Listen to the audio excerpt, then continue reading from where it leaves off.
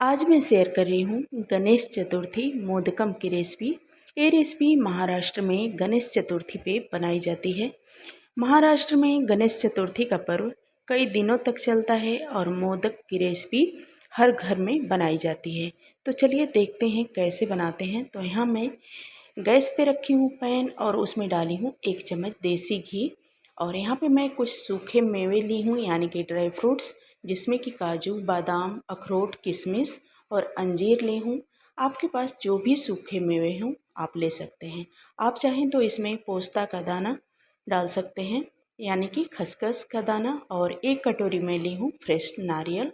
और इन सभी इंग्रेडिएंट्स को थोड़ी देर तक भून लूँगी ताकि जो भी ड्राई फ्रूट्स है उसमें थोड़ी सी क्रंचीनेस आ जाए, उतना ही भूनना है। तो ऐसे ही चलाते हुए इसको भून ली हूँ। और इसमें अब मैं डाली हूँ 1 कटोरी गुड़। और गुड़ को अच्छी तरह से मिक्स कर ली हूँ। आप चाहें तो चीनी भी डाल सकते हैं। और यहाँ पे मैं ली हूँ 1 कप मैदा और उसमें डाली हूँ 1 चम्मच देसी घी और अच्छी तरह से मिक्स कर ली हूँ। मिक्स करने के बाद थोड़ा थोड़ा पानी डाल के इसका एक नॉर्मल सा डो लगा ली हूँ। बहुत ज़्यादा सख्त डो नहीं लगाना है। तो ऐसे ही इसको एक नॉर्मल डो लगा लूँगी और थोड़ी देर तक इसको यानी कि 10 मिनट तक रेस्ट पे ढक के रख दूँगी।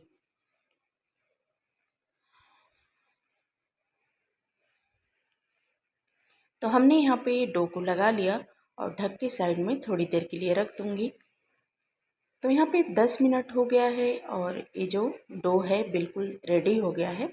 तो अब मैं इसकी छोटी छोटी लोइयाँ तैयार कर लूँगी। छोटे छोटे इसके पेड़े के आकार में लोइयाँ तैयार कर लूँगी। तो यहाँ पे हमने एक पूड़ी बना के तैयार कर ली। इसको बिल्कुल पूड़ी की तरह ही बेलना है। इसकी जो थिकनेस है बिल्कुल इतनी ही रखनी है। और इसमें 1 चम्मच ये जो स्टफिंग है इसको भर दूँगी। और अब मैं जो इसकी प्लेट्स हैं इसको लगाऊंगी। इसकी प्लेटें ऐसे ही मोड़ते हुए चारों तरफ से लगाना है और इसको फिर लॉक कर देना है। ऐसे हाथों से दबाते हुए चारों तरफ से इसको लॉक कर देना है ताकि जो स्टफिंग है वो अंदर अच्छी तरह से लॉक हो जाए, कि जब आप इसको डीप फ्राई करें तो बाहर नहीं आए, नहीं तो आपका जो मोदक है फट जाएगा और स्टफिंग जो है उसके अंदर जो गुड़ है वो फैल जाएगा। तो इस बात का ख्याल रखें। और इसी प्रोसेस में दूसरा भी बना के तैयार कर लूँगी। पहले प्लेट्स लगानी है चारों तरफ से और इसके बाद इसको लॉक कर देना है। ऐसे ही बनाते जाना है। तो इसी तरीके से मैं सारे मोदक को बना के तैयार कर लूँगी। ये खाने में भी बहुत स्वादिष्ट होता है और गणेश चतुर्थी पे इसे भगवान गणेश को अर्पित किया जाता है प्रसाद के रूप में। और इसी तरह से मैं तीसरा चौथा ऐसे ही मोदक को बनाती गई हूँ और तैयार करती गई हूँ। तो आई होप कि आप सभी को मोदक की रेसिपी अच्छी लगेगी और आप सभी भी ज़रूर ट्राई करेंगे।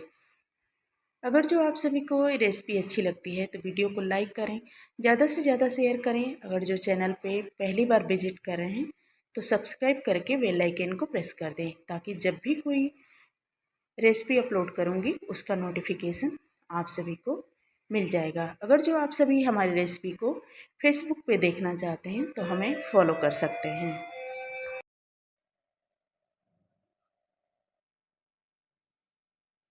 और यहाँ पे हमने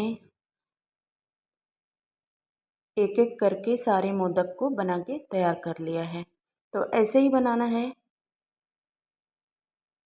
तो आई होप कि आप सभी को ये रेसिपी अच्छे से समझ आ गई होगी कि कैसे मोदक के जो प्लेट्स होते हैं, जो ऊपर हम इसके जो शेप्स देते हैं उसको कैसे बनाना है।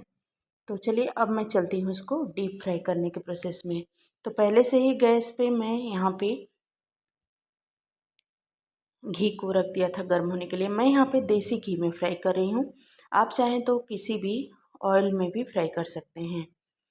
रिफाइंड ऑयल में भी इस मोदक को आप फ्राई कर सकते हैं। वैसे ये देसी घी में ही बनाई जाती है क्योंकि ये प्रसाद होता है तो हमने यहाँ पे चेक कर लिया है, तो जो घी है अच्छे से गर्म हो गया है। तो मैं इसको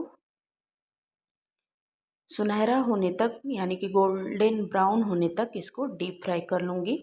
हम यहाँ पे गैस की फ्लेम को मीडियम टू लो पे रखी हूँ, क्योंकि बहुत ज़्यादा हाई फ्लेम पे इसको फ्राई नहीं करना है, नहीं तो बहुत ज़्यादा ये डार्क ब्राउन हो जाएगा, जल्दी ही हो जाएगा और अंदर से सॉफ्ट रह जाएगा। तो इसको बिल्कुल क्रिस्पी बनाया जाता है, तो इसको धीरे धीरे आराम से फ्राई करना चाहिए।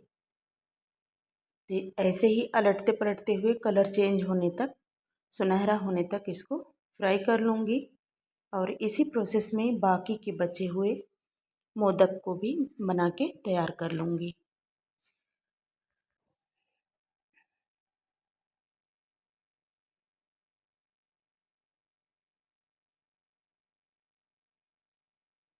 तो यहाँ पे जो मोदक है उसका कलर चेंज हो गया है, बिल्कुल क्रिस्प हो गया है और सुनहरे कलर में हो गया है।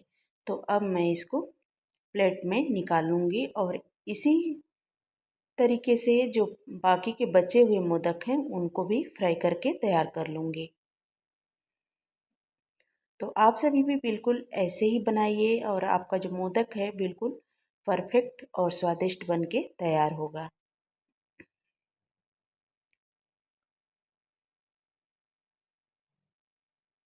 तो यहाँ पे जो बाकी के बचे हुए हैं उनको भी मैं इसी तरह से डीप फ्राई करती जाऊंगी। तो यहाँ पे फाइनली हमारे सारे मोदक बन के तैयार हो गए हैं और मैं आप सभी से शेयर कर रही हूँ। तो चलिए आज के लिए इतना ही, फिर मिलती हूँ कुछ और रेसिपी के साथ। और यहाँ पे जो मोदक है बिल्कुल क्रिस्पी और सुनहरा बन के